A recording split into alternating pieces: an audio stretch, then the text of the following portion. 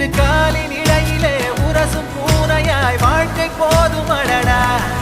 எதிர்காணும் யாவுமே தீண்ட தூண்டும் அழகா